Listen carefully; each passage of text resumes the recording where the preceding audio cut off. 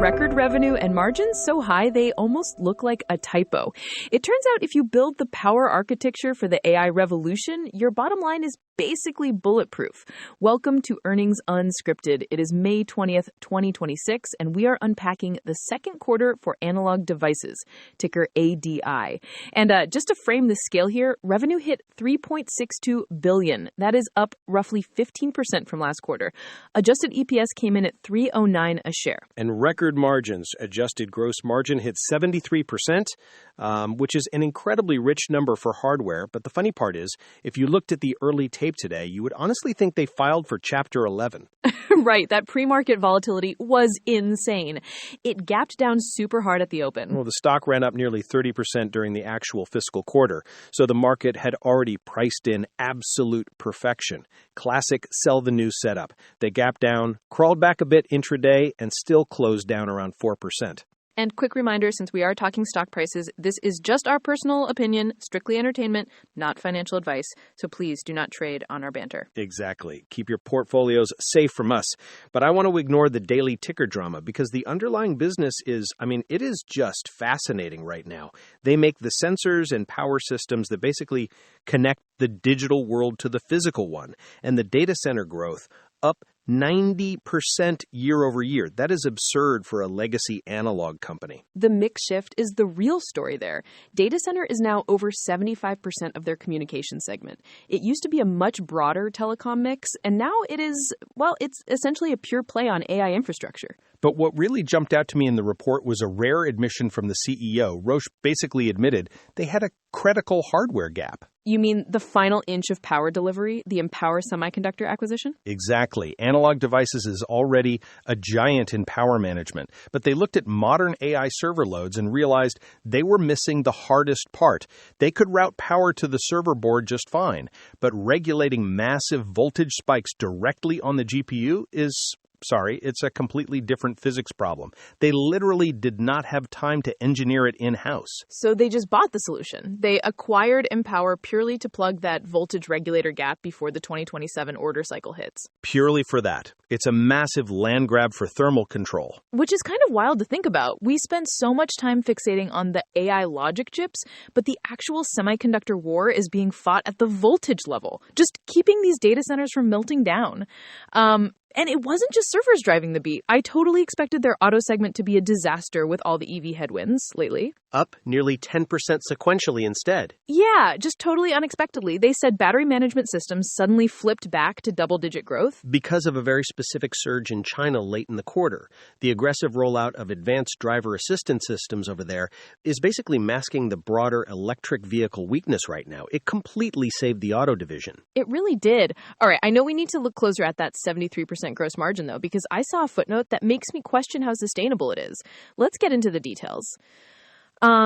Yeah, that footnote is doing a lot of heavy lifting because 73% looks incredible, but the CFO, Richard Puccio, basically confessed on the call that it is padded. Padded how? Like an accounting tweak or actual cash? Actual cash, but one time. He literally said they got a benefit from repricing the channel, so they squeezed distributors on price to boost the current quarter, but that does not repeat. Right. And he admitted they are assuming about a 50 basis points decline in gross margin for Q3, largely driven by the absence of that exact one-time benefit, which perfectly explains the stock reaction then. Investors saw the headline margin, read the guide down, and got spooked. Exactly. Everyone loves pricing power until you run out of numbers. The CEO, Vincent Roche, actually bragged about their pricing resilience. He pointed out their average selling prices are 4 to 5 times the industry average. Wow. Okay, that is a serious premium. Yes, and he went as far as saying competitive substitution is effectively zero, which is incredibly confident.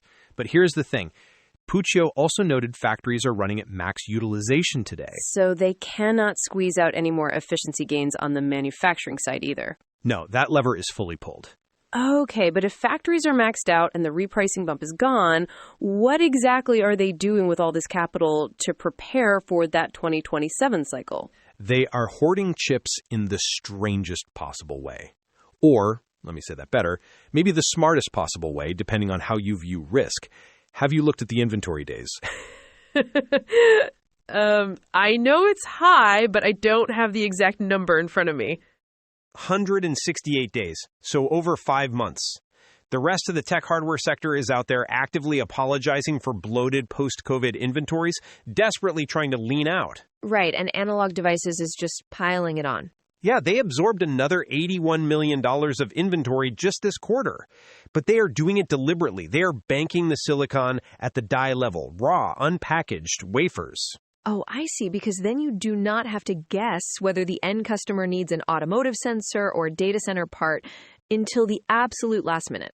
Bingo! It is a strategic buffer so they don't lose out on massive orders when that infrastructure demand surges next year. Mm-hmm. It sounds like a really expensive insurance policy. Very expensive, especially when you look at the balance sheet as a whole. I was digging into their accounts receivable, too. That line item skyrocketed over 50% sequentially. Wait, if revenue only went up 15%, but uncollected bills went up 50%? Yes, customers are taking way longer to pay, so you have cash getting aggressively tied up in inventory, and even more cash tied up in delayed customer payments. Total cash actually declined by about $600 million this quarter. But they returned over $1 billion to shareholders, right? Between dividends and buybacks? Correct. A $773 million stock repurchase mostly drove that cash drop. Which, look, using your liquidity buffer to buy your own stock near all-time highs while your customer payments are stretching out, that is a very aggressive posture. Or maybe absolute conviction. Just total belief that this AI infrastructure wave is going to wash away any short-term cash flow crunches. Conviction is the polite word for it. Whether that bet holds up is the entire thesis here. Fair point. They're basically storing potential energy in warehouses and telling customers they've no choice but to pay top dollar. So, taking a step back, where does all of this leave them heading into the back half of the year? Well, management is essentially betting the momentum holds firm. They guided for about $3.9 billion in revenue for Q3. So they are projecting another sequential gain over what was already a record quarter. Okay, so they really believe the order book is solid. I mean, the CFO specifically highlighted seeing, I think his exact phrase was, constructive demand signals across industrial and automotive. Right, constructive demand. But remember that margin headwind we just talked about? They're explicitly guiding for roughly a 50 basis point drop in gross margins next quarter. That channel repricing benefit is expiring, and they cannot just squeeze their distributors a second time. Yeah, you can probably only pull that lever once before people just stop returning your calls. Precisely. So the margin story relies entirely on volume from here on out. And this is where the long-term outlook gets really interesting.